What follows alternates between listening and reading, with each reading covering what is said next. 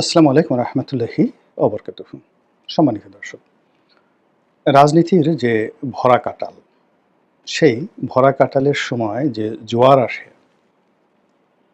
ঠিক সেইরকম একটি জোয়ার বাংলাদেশের রাজনৈতিক অঙ্গনে এসেছে এবং সেটা জামাতের জন্য। গত ১০ মাস ধরে জামাত যে সুযোগ পাচ্ছে এবং গত ১০ মাস ধরে জামাত প্রায় সব সুযোগগুলো, প্রতিটি সুযোগগুলো অঙ্ক কষে, কষে meticulously যেভাবে কাজে লাগিয়েছে নিজেদের জন্য, দলের জন্য, এটা বাংলাদেশের অন্য কোনো রাজনৈতিক দল কক্ষনো করতে পারেনি। অবস্থা দৃষ্টে মনে হচ্ছে ২০১০ সন থেকে একেবারে ২০২৫ সন পর্যন্ত টানা ১৫ বছর আওয়ামী লীগ জুলুম অত্যাচার করে জামাতের যা কিছু ছিনিয়ে নিয়েছে, জামাতের যা কিছু হরণ করেছে, জামাতের যে ক্ষতি করেছে, ঠিক ১৫ বছরের মাথায় এসে জামাত সেই ক্ষতিপূরণ সেটাকে জামাত আবার সুদ খায় না। সুদে আসলে বলা ঠিক হবে না। এখানে মুনাফা, সর্বোচ্চ মুনাফা সহকারে যেভাবে গ্রহণ করেছে, এটি আমার জানা মতে সমসাময়িক ইতিহাসে, আমাদের এশিয়া পাক ভারত ইতিহাসে অন্য কোনো রাজনৈতিক দল এভাবে পারেনি। যেমন ধরুন, জামাতের নামটি বাতিল হয়ে গিয়েছিল। মানে রাজনৈতিক দল হিসেবে এটা নিষিদ্ধ করা হয়েছিল। এই নিবন্ধন তারা ফিরে পেয়েছে। প্রথমে হাইকোর্ট থেকে, তারপর নির্বাচন কমিশন থেকে। এবং যেখানে একেবারে আনঅ্যানিমাসলি হাইকোর্টের একেবারে পূর্ণাঙ্গ বেঞ্চের রায় যে আবহমান পৃথিবী থেকে, যেদিন থেকে পৃথিবীতে বিচার প্রতিষ্ঠিত হয়েছে, কোর্ট এবং কাছারি প্রতিষ্ঠিত হয়েছে, সেদিন থেকে দাঁড়িপাল্লা এই প্রতীকটি বিচারাঙ্গনের একটি সম্পত্তি, বিচারাঙ্গনের একটি সিম্বল। তো কাজেই এই দাঁড়িপাল্লা ন্যায় বিচারের যে প্রতীক, এটি কোনো অবস্থাতে একটি রাজনৈতিক দলের প্রতীক হতে পারে না।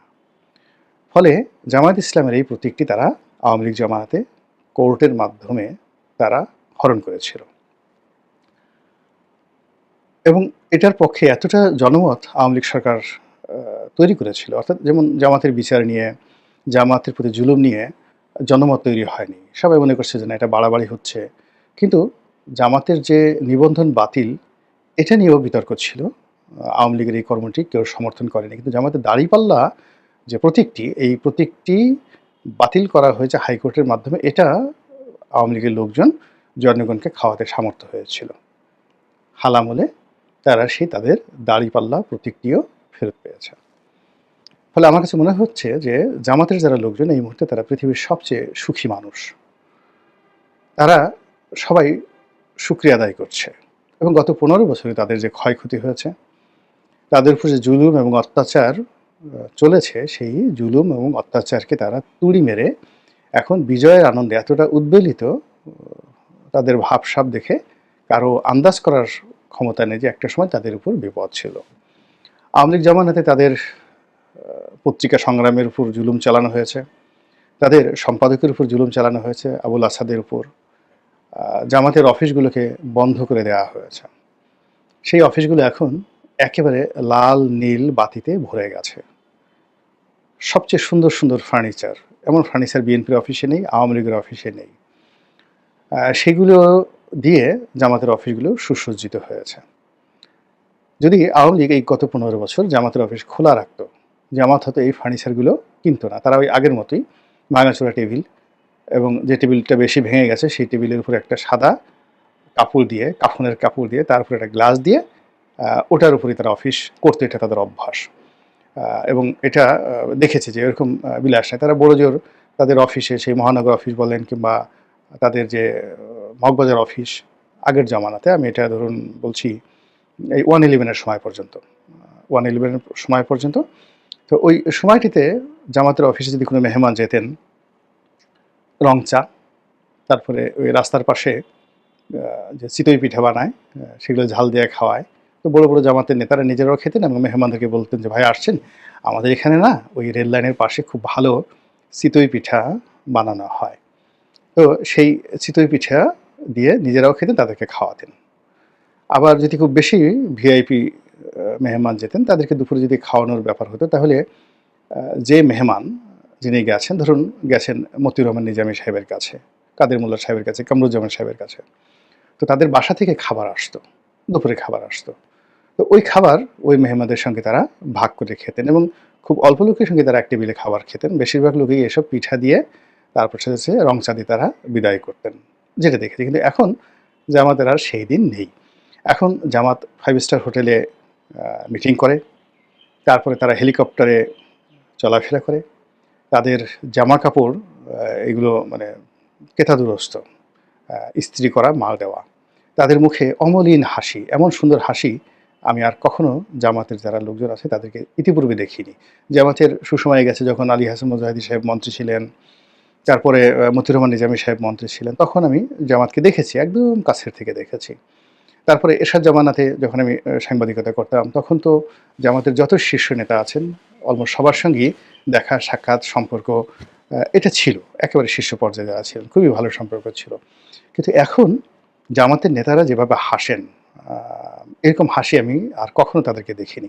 আমার বন্ধু হামিদুর রহমান আজাদ, সাবেক সংসদ সদস্য, এই যখন শেখ হাসিনার পতন হলো, পতনের আগে হঠাৎ করে তিনি কয়েকদিন আগে আমাকে একটা ফোন দিলেন। তার পরিবারে আমার একটা গ্রহণযোগ্যতা আছে। এর কারণ হলো আমি যখন এমপি ছিলাম, তিনি যখন এমপি ছিলেন, আমরা প্রথম একটা টক শো করেছিলাম সে আর আমি। দুজনে মিলে চ্যানেল আই তৃতীয় মাত্রাতে। তো তখন তো জামাতের লোকজন আসেও না, কেউ ডাকেও না। তো আমি জিল্লুর রহমান সাহেবকে বললাম যে, ভাই আপনি জামাতের একজন লোককে ডাকেন। দুজন লোককে আমি যাকে বলে ইনফ্লুয়েন্স করেই অনুরোধ করে টক শোতে এনেছিলাম। একজন ছিলেন তাজুল, অ্যাডভোকেট তাজুল, এখন যে আইসিটি যে আদালত, এটার যে চিফ প্রসিকিউটর। তো তিনি তখন জামাত যে সকল নেতা তাদের প্রধান উকিল। তো তাজুল বয়সে আমার চেয়ে অনেক অনেক ছোট, কিন্তু তারপরেও ওই সময়টিতে আমার কাছে মনে হয়েছে যে জামাতের যে বিচার ব্যবস্থা, এই বিচার ব্যবস্থাগুলো নিয়ে কিছু আলাপ আলোচনা হলে জনমত তৈরি হবে। তো এটা প্রকারান্তে আসলে জামাতকে একটা স্পেস করে দেওয়া, ওই কাজটি তখন তৃতীয় মাত্রার একটা অনুষ্ঠান মানে বিরাট ব্যাপার। সেখানে একটা অনুষ্ঠানে আসার জন্য 2011-12 সনে জিল্লুর রহমান সাহেব তো দূরের কথা, তার একজন সহকারী রয়েছেন, তার বন্ধু, সেই তার পেছনেই মানুষ ঘুরত। আ বলত যে, "ভাই যেভাবে হোক না কেন।" জিল্লুর সাহেব তো একটা ব্যক্তিত্ব নিয়ে চলেন, পার্সোনালিটি নিয়ে আগের থেকেই। জিল্লুর সাহেবকে আমি চিনি, আমরা একসাথে চাকরি করেছি। আমি আজকের কাগজে চাকরি করেছি, সে ওই সাপ্তাহিকটার নির্বাহী সম্পাদক ছিলেন। মূলত আজকের কাগজটা যে শাহেদ আহমেদ করার জন্য যে উদ্যোগী হলো, এটা মূলত নেপথ্যে জিল্লুর সাহেব ছিলেন। তো জিল্লুর সাহেব থাকার কারণে তার সঙ্গে আমার সেই যে আজকের কাগজ থেকে সম্পর্ক। তো ওই সময়টিতে তার যে ব্যক্তিত্ব ছিল, অন্য সবার মতো তিনি ফালতু নন। ঠিক এখনো ওই ব্যক্তিত্বটাই তিনি ধারণ করে আছেন। ফলে তিনি চ্যানেল আইতে একটা অনুষ্ঠান উপস্থাপনা করেন, কিন্তু তার সেই অনুষ্ঠান উপস্থাপনা করতে গিয়ে চ্যানেল আই কর্তৃপক্ষ, তারপর শেষে বাইরের ডিজিএফআই, এনএসআই মানে তাকে একটা টেলিফোন করে ইন্ডিকেট করবে, ধমক দেবে, এই অবস্থা আমি তাকে কখনো দেখিনি। এমনকি বাইরের বড়, বড় যারা টক শো স্টার আছেন, তারা তাকে বলবেন যে, "ভাই আমাকে একটু নেন।" এরকম অবস্থা আমি কাউকে দেখিনি। কেউ সরাসরি তাকে বলতে পারেনি। তার অনেক বন্ধু-বান্ধব আছে, সবার সাথে তার ভালো সম্পর্ক, আমার সাথেও ভালো সম্পর্ক। তো কিন্তু তাকে ইনফ্লুয়েন্স করার মতো লোক বলতে গেলে নাই বললেই চলে, এবং কেউ ওই সাহস পায়নি। আমার সাথে তার বন্ধুত্বের কারণে আমি তাকে অনুরোধ করেছিলাম। তো অনুরোধ করেছিলাম হামিদুর রহমান আজাদের ব্যাপারে, আর অনুরোধ করেছিলাম এই তাজুল সাহেবের ব্যাপারে যে তাদেরকে ডাকা হোক। তো সেই সুবাদে হামিদুর রহমান আজাদের সাথে একটা ভালো সম্পর্ক এখনো আছে। উনি উনার মেয়ের বিয়েতে আমাকে দাওয়াত দিলেন। তো আমি বললাম যে, "ভাই আপনার মেয়ে আছে, বিবাহ উপযুক্ত, এটা তো আমি আগে জানতাম না। তাহলে তো আমার ছেলের জন্য আমি আনতাম।" দুষ্টামি করলাম। বলল যে, "আর অনিক, এটা তো খুবই ভালো হইতো।" ইত্যাদি, ইত্যাদি ঘটনা। তো একটা ঠিকানা দিলেন যে, কেউ না আসুক, আপনি অবশ্যই, অবশ্যই এখানে আসবেন। তো ঠিক আছে, আমি আমার স্ত্রীকে বললাম যে, "চলো, শেখ হাসিনা যদিও এই জামাতের অনুষ্ঠান এখন আমাদেরকে নজরে রেখেছে, তবুও হামিদুর রহমান আজাদ সাহেব টেলিফোন করেছেন ২ বার করে, আমাকে যেতেই হবে।" তো ২-৩ দিন পরে তিনি আবার বললেন যে, "ভাইরে, অনুষ্ঠানটা বাতিল করতে হচ্ছে। শেখ হাসিনা তো একেবারে বেশি জ্বালাচ্ছে অনুষ্ঠান, মানে আমাদেরকে আবার আন্ডারগ্রাউন্ডে যেতে হচ্ছে।" তো সেই হামিদুর রহমান আজাদ, যে কিনা আমার বন্ধু ২০০৯ থেকে আজ অবধি, তো তার মধ্যে আমি যে আ আনন্দ দেখছি, হাসি দেখছি এবং উজ্জ্বলতা দেখছি, এটা আমি কখনো দেখিনি। আ জামাতের আমির মহোদয় আছেন, আ উনাকে আমি শ্রদ্ধা করি। উনার সঙ্গে আমার যতটা ব্যক্তিগত সম্পর্ক আছে, উনাকেও এখন ৩ টি ডাইমেনশন আমি দেখছি। উনি কমান্ডিং ভয়েজে রাষ্ট্র পরিচালক হিসেবে তিনি রাগ করছেন, কমান্ড দিচ্ছেন, প্রতিপক্ষকে তিনি হুমকি দিচ্ছেন, আবার সবার সঙ্গে সংযোগ স্থাপন করছেন। একই সঙ্গে তিনি যে আমিরে জামাত এবং তার পূর্বসূরি ছিলেন আবুল আলা মওদুদী, তার পূর্বসূরি ছিলেন গোলাম আজম সাহেব, ঠিক ওই গোলাম আজম সাহেব এবং আবুল আল্লাহ মওদুদীদের ব্যক্তিত্ব ধারণ করার জন্য তিনি ইদানিং গত কয়েক মাস যাবত দেখছি যে সব জায়গাতে তিনি যান না।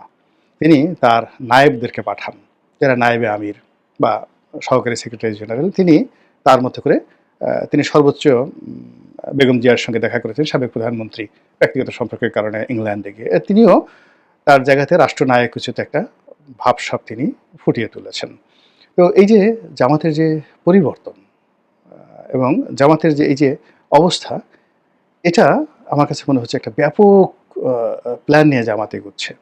এবং গত ১০ মাসে সবাই মোরলেস ক্ষতিগ্রস্ত হয়েছে। বিএনপি লাভবান হয়েছে, ক্ষতিগ্রস্ত হয়েছে। এনসিপি লাভবান হয়েছে, ক্ষতিগ্রস্ত হয়েছে। ডক্টর মোহাম্মদ ইউনূস এবং তার যারা উপদেষ্টা তারা লাভবান হয়েছেন, আবার ইমেজ হারিয়েছেন, ক্ষতিগ্রস্ত হয়েছেন। কিন্তু জামাত একমাত্র দল যে শুধুমাত্র আনাকুম আনাকুম আনাকুম, মানে যা কিছু পেয়েছেন শুধু পেয়েছেন পেয়েছেন পেয়েছেন তা জামাতের নেতৃবৃন্দ। এখানে তাদের মামলাগুলো প্রায় সবই নিষ্পত্তি হয়ে গেছে এবং এটিএম আজহার সাহেবের মতো মানুষকে একেবারে ফাঁসির মঞ্চ থেকে তারা যেভাবে খালাস করে নিয়ে এসেছে, এর চেয়ে আর বিজয় হতে পারে না। সচিবালয়ের সবচেয়ে গুরুত্বপূর্ণ পদ এবং পদবি, এবং একই সঙ্গে তারা এই সময়টিতে আমেরিকার কাছে যে গুরুত্ব পাচ্ছেন, তারপর চীনের কাছে যে গুরুত্ব পাচ্ছেন, চীনের রাষ্ট্রদূত জামাতের অফিসে চলে যাচ্ছেন। জামাতের লোকদেরকে যেভাবে ঘন ঘন চীন সরকার দাওয়াত করে তাদের দেশে নিয়ে যাচ্ছে, এখন বিএনপিকে বেশি তারা প্রিভিলেজ দিচ্ছে না জামাতকে দিচ্ছে, এটা প্রশ্ন সাপেক্ষ। দ্বিতীয়ত, ডক্টর মোহাম্মদ ইউনূসের দরবারে তাদের যে অবস্থান, এটা অকল্পনীয়। এরকম অবস্থান বাংলাদেশে কেউ কল্পনা করতে পারে। এবং তারা একজনের সাথে, মানে এখানে অনেকগুলো বলয় তৈরি হয়ে গেছে। যেমন ধরুন, এনসিপির সঙ্গে বিএনপির একটা মনস্তাত্ত্বিক দূরত্ব, ডক্টর মোহাম্মদ ইউনূসের সঙ্গে বিএনপির একটা মনস্তাত্ত্বিক দূরত্ব, বিএনপির সঙ্গে আওয়ামী লীগের একটা মনস্তাত্ত্বিক দূরত্ব। কিন্তু যেই কাজটি জামাতের সঙ্গে কারোর হয়নি। সবার সঙ্গে বন্ধুত্ব করার জন্য তারা একটা দরজা খোলা রেখেছে। ফলে আগামীতে নির্বাচনী সমঝোতা বলেন, সরকারের অংশীদারিত্ব বলেন, রাজনীতি করা বলেন, সকলের সঙ্গে তারা মিশে যেতে পারবে। যে কোনো পক্ষের সঙ্গে প্রয়োজন অনুযায়ী এই দরজাটা তারা ম্যাটিকুলাসলি খোলা রাখতে পেরেছে। এই কারণ হলো তারা এই গত 10 মাসে যেটাকে বলা হয় আত্মা প্রশান্ত রাখতে পেরেছে, মাথা ঠান্ডা রাখতে পেরেছে, জবানকে তারা সংযত করতে পেরেছে। এবং সবচেয়ে বড় ব্যাপার হলো চাঁদাবাজি, সন্ত্রাসী এবং যে সমস্ত দুর্নাম বদনামের কারণে এনসিপি এবং বিএনপির যারা নেতাকর্মী আছেন, তারা যেভাবে অভিযুক্ত হচ্ছেন এবং যেভাবে সরকার থেকে শুরু করে সবাই যাকে বলা হয় এই চাঁদাবাজদের অত্যাচারে অতিষ্ঠ, সেখানে জামাত গর্ব ভরে বলতে পারছে যে এক জালেম গেছে, আরেক জালেম আসছে। এক জালেমকে বিদায় করে আমরা আরেক জালেমকে আনতে পারি না। তো এই যে জামাতের এই সুসময়টি, এই সুসময়টি কতদিন অব্যাহত থাকবে এবং কতদিন তারা সেটা পরিচালনা করতে পারবেন এবং নিজেদের পক্ষে রাখতে পারবেন, সেটাই দেখার বিষয়। মহান আল্লাহ আমাদের সবাইকে হেদায়েত দান করুন এবং হেফাজত করুন। আসসালামু আলাইকুম ওয়া রাহমাতুল্লাহি ওয়া বারাকাতুহু।